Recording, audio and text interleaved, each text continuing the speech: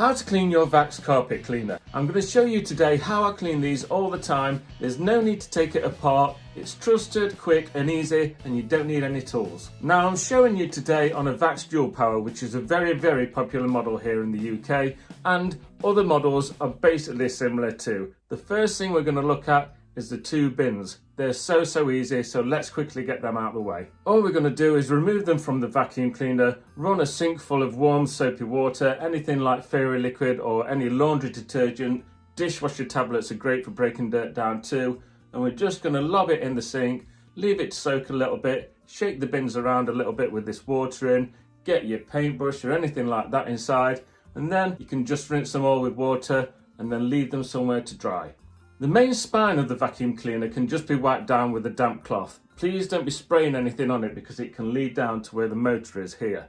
Now the part that you're all here for, this floor head. It's got more crevices, it's got brushes, it's got a belt in there, and no one really knows how to really get into there without taking it apart to clean. We don't want to be doing that. Who wants the hassle? Now I'm going to show you how I do it.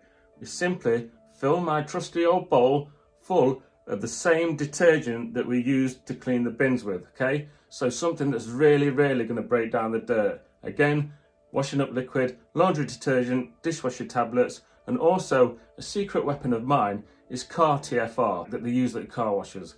We're now going to take the vacuum cleaner outside and we're going to lay it down on some cardboard or a blanket or something like that to stop it getting scratched. We're going to put the floor head into the bowl of water, but there is one very important thing to note here. You have only got about 16 centimeters, depending on the model, where you can actually submerge it, okay? Basically, the motor is in this part here. That's where it begins. So we need to fill the water up so it's just covering the floor head.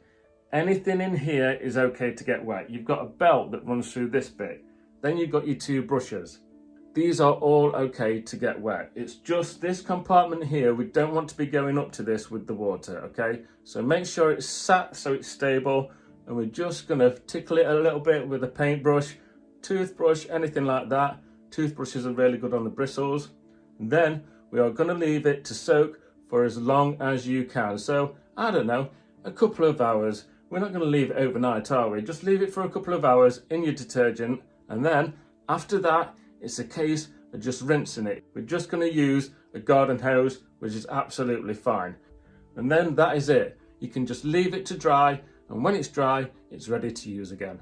I hope you found this video helpful. Please stick around. This next video is showing you how to clean your standard Vax upright vacuum cleaner.